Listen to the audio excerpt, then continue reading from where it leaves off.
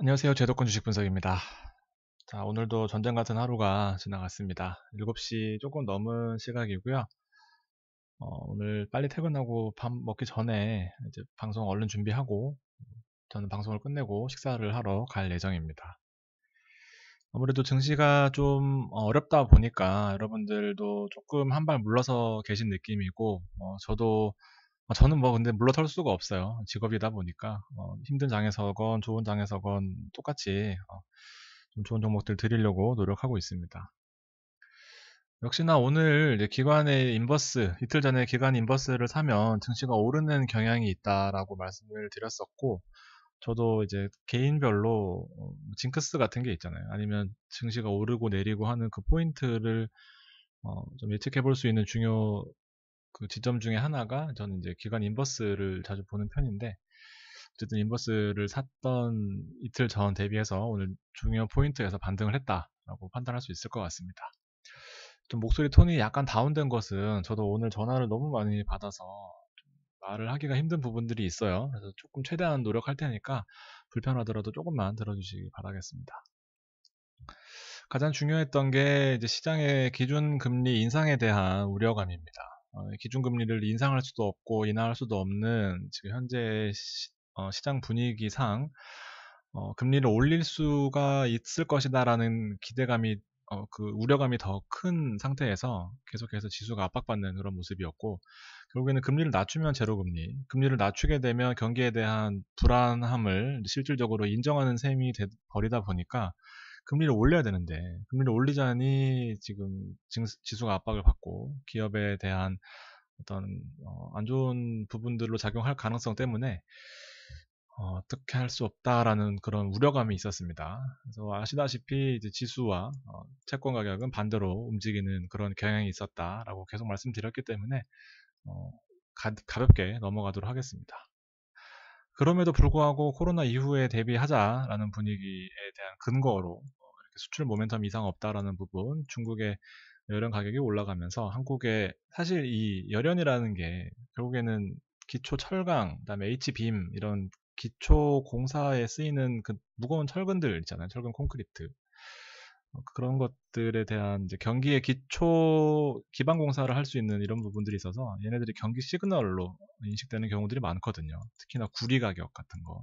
구리 가격이 오르면 중국 증시에 화랑세다. 화랑세면은 우리나라도 영향을 받을 수밖에 없다라는 이런 논리들이 있습니다. 그래서 시그널로 보는 몇 가지 중에 한 포인트다라고 말씀드릴 수 있겠습니다. 자, 오늘 시장을 한 페이지로 정리를 해드리면 선물 옵션 동시 만기였음에도 불구하고 외국인 매수세가 도드라지면서 2% 가까운 상승을 이루어냈습니다.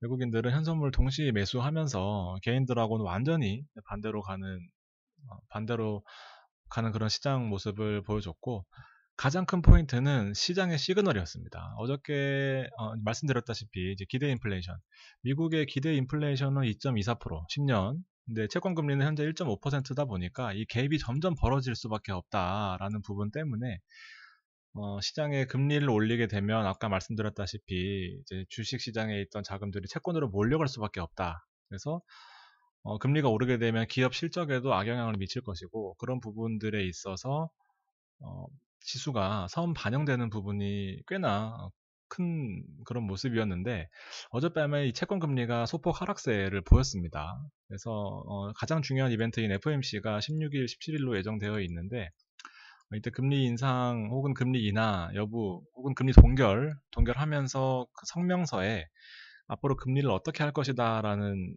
지금 예측 불가한 상황임에도 불구하고 시장에서는 일단 금리가 조금 내려간 그런 상황으로 미루어 봐서 조금 안도하는 듯한 모습을 보였습니다. 왜냐하면 어저께 380억 달러 규모의 미국 10년물 국채가 입찰이 있었습니다. 이제 가격이 올라갈 것이다 라고 판단하고 입찰을 하는 그런 수요가 생각보다 조금 적었답니다. 그래서 금리 인상에 대한 안도감을 시장에 심어주는 직접적인 시그널이 있었다. 그래서 외국인들이 이 시그널을 통해서 일단 오늘 첫 매수세로 발을 디뎠고, 여러분들께 좀 긍정적인 신호를 드리고자 하는 것은 외국인들은 한번 들어오면 좀 매수세가 유지되는 경향들이 꽤 있었습니다. 꽤 있었고 있을 겁니다. 그래서 그 어느 때보다도 저의 발언이 좀 무게감이 있어야 된다라고 생각을 하지만, 제가 이런 지금 뭐 플럭추에이션이 심한 시장에서 드리고 싶은 말씀은, 이거를 제외하더라도 외국인이 한번 이 하락장에 들어왔을 경우에는 상대적으로 매수세를 유지하는 경향이 컸었다라고 말씀드리고 싶습니다. 결국에는 이제 2조 달러 추가 경기부양책이 찬성표가 더 많이 나오면서 내일 12일 날 바이든 대통령이 이 법안에 서명할 예정입니다. 그래서 이런 시그널이 큰 이벤트들이 두 개가 있었어요. 그래서 일단은 시장의 안도감을 나타내 줄 수 있는, 뒷받침해 줄 수 있는 시그널가 두 개가 있었고, 추가적으로 보너스라고 보는 것은 이제 미국 국무부 장관이 중국과 이제 고위급 회담을 바이든 대통령 출범 이후에 처음으로 진행할 예정이다라고 하면서 중국 시장도 그동안 많이 눌렸었거든요. 오늘 반등하는 모습 보였습니다. 시장이 금리가 흔들어 놓은 증시의 모습이다 보니까 금리가 조금 안정되자마자 바로 반응하는 모습을 보였습니다. 근데 개인적으로는 제가 3월 초부터 말씀드렸지만 하루 오르고 하루 내리는 시장은 정말 힘듭니다. 왜냐하면 자금만 계속 깎아먹고 자금만 계속 투입되고 하루 오르는 거에 좋고 하루 내리는 거에 힘들고 하는 이런 변동성 시장에 계속 참여한다는 것은 진짜 힘들다라고 말씀을 드렸습니다. 변동성이 극심하고 하락 이벤트에 더 민감한 그런 시되다 보니까 좀 힘든.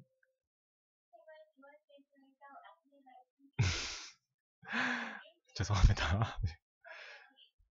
끌 수가 없어요. 자, 중요한 이벤트는 오늘은 또 30년물 국채 입찰입니다. 더 장기물이에요. 그래서 10년물은 어느 정도 이제 예측이 가능한 부분이 있는데, 그 전에 2년물 있었거든요. 2년물은 단기물이기 때문에 국채 금리와 크게 상관이 없어요. 30년은 어느 정도 상관이 있긴 하지만 가장 중요한 거는 10년물입니다. 그럼에도 불구하고 10년물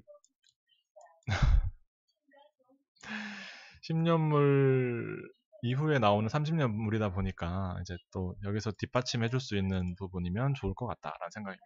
이 시비에서도 금리 변동성을 파악할 수 있는 그런 이벤트들이 오늘 예정되어 있습니다. 이해되시죠? 그래서 중요한 건 FOMC를 앞두고 시장의 변동성에 크게 일희일비할 필요는 없지만 흐름 정도는 파악하고 있으면 도움이 될 것이다라는 내용입니다. 자, 중요한 포인트들에서 반등해줬다라는 말씀을 오늘 하이라이트로 말씀을 드리고 싶어요. S&P 같은 경우에도 이제 절대 팔지 말자 했던 부분들, 중요 포인트들 두 개 있었는데 S&P가 가이드 역할을 잘 해줬고 우리나라 시장도 잘 따라가준 것 같습니다. 나스닥 역시 중요 포인트에서 반등을 해주는 이제 그런 모습이고요. 진짜 중요한 포인트였어요. 말 그대로 중요한 포인트였습니다. 한 번도 가보지 않은 이 121선 하락을 잘 방어해 줬습니다. 유럽 시장 역시 상대적으로 달러가 강세로 가면 이제 증시가 빠질 거고, 달러를 이루고 있는 상대 통화인 유로가 달러가 강세로 가면서 유로가 하락하고, 유로가 통화 가치가 하락한다라는 것은 기업의 경쟁력을 증가시킬 수 있는 부분이다 라는 논리로 이 유럽 증시가 많이 올랐었던 그런 부분들이 있었습니다. 상대적으로 중국이 오른 게 좀 우리나라로서는 호재인 것 같습니다. 중국이 중요 포인트에서 반등해줬어요. 앞서 말씀드렸던 이제 미국과의 이벤트 잘 참고하시면 될 것 같고요. 중국이 오르면 또 상대적으로 영향받는 우리 종목들이 또 있습니다. 영향을 좀 길게 받는다고 보면 일단 중국 관련된 주 지금 잠시 주춤하고 많이 올랐죠. 아모레퍼시픽이나 코스맥스나 뭐 LG 생활건강 조금 주춤하긴 하지만 호텔신라, 강원랜드 뭐 등등 중국 관련된 주식들 제가 모르는 종목들도 있을 수 있습니다. 조금 힘내시기 바랍니다.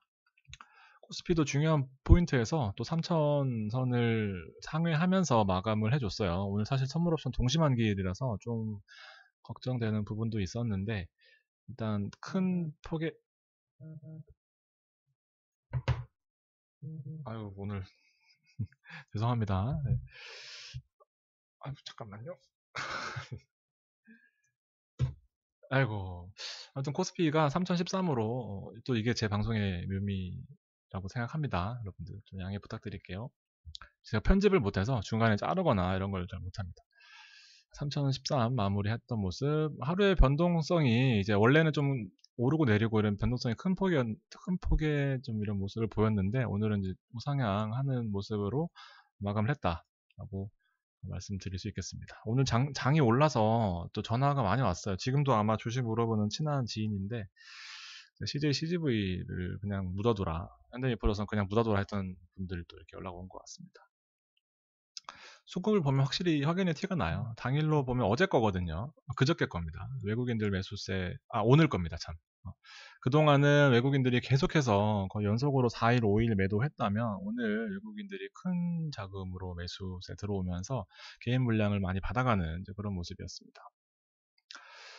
수급을 보면 3월 1일부터 3월 7일까지 외국인들은 주요 업종들을 대부분 매도하면서 금융업, KB금융의 금융업만 매수하는 모습이었고, 우리 KB금융 신한지주는 제가 지난번에 다뤄드렸다시피 목표가 높았고 주식 괜찮지만, 개인들이 결국에 관심을 가지고 시장에서, 언론에서 주목하면은 꼭 그게 하락 포인트가 되더라고요. 그래서 이번에도 여지없이 제가 그때 말씀드렸던 부분처럼 KB금융과 신한지주가 좀 조정받는 모습이고, 그 외에 금리 인하에 대한 압박이 좀 낮아지면서 어쨌든 좀 영향을 받는 모습을 좀 보이고 있습니다. 참고하시고요.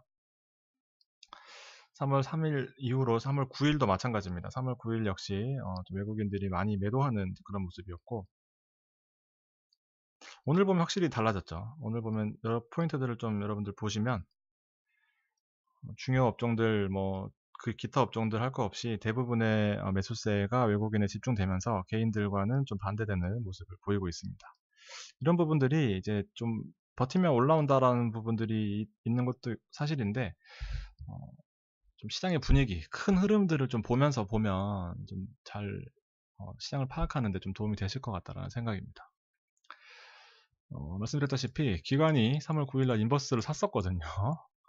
인버스를 생각보다 큰 규모로 매수를 했었고, 중요 종목들을 좀 보시면은 색다른 종목들이 많이 있었습니다. 그래서 개인들은 또 정말 기관들 좋아하거든요. 외국인 기관에 뭐가 매수 들어왔다더라, 뭐 어떻게 해야 되냐. 근데 오늘 보면 인버스를 대부분 매도했었고, 또 레버리지를 오히려 사면서, 근데 제가 보는 시그널이에요. 되게 신기한 것 같습니다. 이렇게 인버스를 샀을 때는 반등 신호다. 왜냐면 더 무섭거든요. 개인들이 보기에는 기관들이 인버스를 샀대, 또 하락 신호인가 봐, 나도 인버스를 사볼까 하면 이제 그게 꼭 꼭지를 잡는 이제 그런 모습이었습니다. 당이 많이 떨어지고 있습니다. 오늘 하루 종일 좀 시달려가지고, 장이 좋아도 시달리고 나빠도 시달리는 요새 그런 장입니다. 삼성전자, 하이닉스 역시 외국인들이 대형주를 가지고 왔어요. SDI도 오늘 많이 올랐고요. 카카오, 셀트리온이 생각보다 덜 올랐는데, 셀트리온 30만원 밑으로는 아주 매력적인 구간이라고 생각하는데, 아무튼 이렇게 있습니다. 효성TNC 있고요. 개인들은 인버스를 샀어요. 많이 샀어요. 네이버 있고, 상당주인가요? 좀 새로운 종목들이 올라와 있네요. 이 또 습관들이 나왔어요. 장 빠지다 보니까 이제 급하거든요. 개인들은 급합니다. 옛날에는 제가 그래도 고무적이었다라고 하는 것이, 아무리 장이 힘들고 뭐 그랬었을 때도 이 코스피 종목으로 좀 일관되는 모습을 보였었는데, 확실히 장이 흔들리고 이제 기초 멘탈이 약하고 뭐 어떤 기초의 그런 부분들이 부족하다 보니까 손실본 금액에 대해서 빠르게 만회할 수 있는, 더 힘들겠지만 그렇게 좀 노력을 하는 것 같습니다. 이런 코스닥 종목들을요. 종목 몇 개 빠르게 보고 마무리하겠습니다. 지난번에 제가 주력해서 보고 있다라는 종목들 위주로 가지고 왔고요. 뭐 워낙 많습니다. 근데 하락폭도 컸었고 하기 때문에 제가 뭐 신규로 가져오거나 하진 않았고요. 중요 포인트에서 지지받고 있는 KMW 같은 거 오늘 좀 주요했다라고 보여지고요. 지금 5G의 시대는 아니거든요. 어쨌든 5G의 그 뭐라 그래야 되지? 테마 수급이 좀 쏠리고 있는 상태는 아니지만, 어쨌든 중요한 포인트에서 잘 반등해주고 있는 이 KM과 서진 시스템 같은 경우에는 여러분 흔들리지 마시고 좀 길게 보유하실 수밖에 없다고 말씀드리고 싶습니다. 절대 팔지 말아야 될 종목들, 오늘 효성TNC를 사람들 엄청 많이 팔았어요. 반등을 좀 크게 하다 보니까 중간에 팔고 나서 하루 종일 후회하셨는데, 모르겠어요. 꼭 이러면 다시 사시더라고요. 다시 사실 필요까지는 없습니다. 반등했던 구간에서는 여러분들 잘 하셨고, 이거 3월 9일 겁니다, 참. 3월 11일 오늘 보면은 이제 중요 포인트에서 다 반등했기 때문에 대부분 여러분들 플러스이실 것 같고, 아마 한 5%, 6%, 7%, 8%에서 많이들 파셨을 거예요. 거기서 흔들었거든요. 그래서 60만원 목표가를 많이 말씀을 드렸는데, 아무튼 지켜보도록 하겠습니다. SK 이노베이션 같은 경우에도 이제 우리 속상한 분들 많으시죠. 저를 포함해서. 진짜 안 팔고 잘 버티셔야 됩니다, 여러분들. 왜냐하면 내가 팔고 싶은 가격이 늘 저점이에요. 이거는 과학인 것 같습니다. 누가 날 보고 있는 것처럼 참다 이제 종목 주식 앱 삭제도 해보고 뭐 아무것도 안 하고 다른 거에 집중도 해보고 잠깐 봤는데 또 하락이고 진짜 안 되겠다 싶어서 팔면은 귀신같이 거기서 반등하거든요. 진짜 힘들려면 아직도 멀었습니다. 근데 내가 팔면 꼭 오르는. 그래서 좀 신경 안 쓰시고 버틸려면 더 버티셨으면 좋겠습니다. 24만원 또 오를 때는 또 크게 올라주네요. 다행히도. 그래서 조금 더 이제 이 지지 구간이 좀 길어졌으면 하는 제 개인적인 생각입니다. 한국 콜마도 집중해서 보고 있고요. 뭐 조금 하락하긴 했지만 좀 큰 변동은 없어 보입니다. 그리고 롯데케미칼도 집중해서 보고 있는 추천 종목은 아니지만 그래도 삼성증권에서 레포트를 냈던 종목들은 조금 기다리면 좋은 종목들 같은 경우에는 한 번씩 크게 올라오는 경향들이 있습니다. 그래서 지금 조금 뭐 주춤하고 있긴 하지만 괜찮다고 보여지고요. SDI 같은 것도 크게 올라줬습니다. 다행히도 중요한 포인트들에서 반등했어요. 일목을 하단을 뚫고 내려가면은 좀 피곤하거든요. 그래서 오늘 정도에서 반등해줬어야 되는데 다행히도 크게 반등해주면서 만약에 하락하더라도 조금 여유가 있는 모습을 보여주는 것 같습니다. 물산 같은 경우에도 200일선에서 잘 버텨주는데 제가 만약에 여러분들이 주식을 처음 한다 진짜 아무것도 모르고 그냥 왔다 하면은 저는 진짜 망설이지도 않고 이런 종목 한 3개 대형주 여러분들이 아는 종목 실적 잘 나오는 종목 그리고 사도 괜찮은 포인트에 있는 종목 사는 시점은 대부분 이제 기술적 분석으로 보잖아요. 뭐 이렇게 올라가 있는데 여기서 사라고 하기엔 좀 그러니까 여기서 어느 정도 조정받거나 아니면 뭐 중요 지지선에서 뭐 멈춰 있거나 하는 그런 부분들 말씀을 자주 드리는데 참 신규로 주식을 아무것도 안 아예 새로 하시는 분들한테는 좋은 종목이지 않을까 생각합니다. 금호석유는 이제 제가 이틀 전에 제 방송에서 말씀드리려다가 아무래도 반응도 안 좋고 여러분들 자금도 좀 딸릴 것 같고 종목을 드리면은 힘들 것 같아서 금호석유가 수소 산업에 진출한다라고 이슈 있었고 지금 전반적으로 석유화학 업종들이 그동안 주춤했었는데 이제 반전 모색하는 회사들이 많이 올랐거든요. 그래서 금호석유 추천드렸었는데 오늘 6% 올랐습니다. 그래서 개인적으로도 아쉽고 왜냐면 이제 같이 오르는 게 더 좋거든요, 여러분들하고. 근데 좀 타이밍이다 보니 이제 말씀을 못 드렸던 종목들이 있는데 여러분들 지치지 않으셨다는 거 확인해 주시면 이제 뭐 좋아요라도 눌러 주시면 제가 확인하고 종목을 좀 부담 없이 드릴 수 있도록 더 노력하겠습니다. 종목 괜찮은 거 진짜 많거든요. 근데 아무래도 제가 직접적으로 대면하면서 이렇게 하는 게 아니다 보니까 조금 안 좋을 때는 부담스러운 게 사실입니다. 네. 어쨌든 이제 시장의 큰 흐름은 뭐 큰 흐름과 작은 흐름은 이렇게 움직이고 있고 경기에 대한 낙관 물론 좋은 시대는 맞는 것 같습니다. 그래서 중요한 포인트인 FOMC에서 금리 결정만 잘 해준다고 하면 생각보다 짧게 여러분들의 침체기를 잘 극복해낼 수 있지 않을까 생각합니다.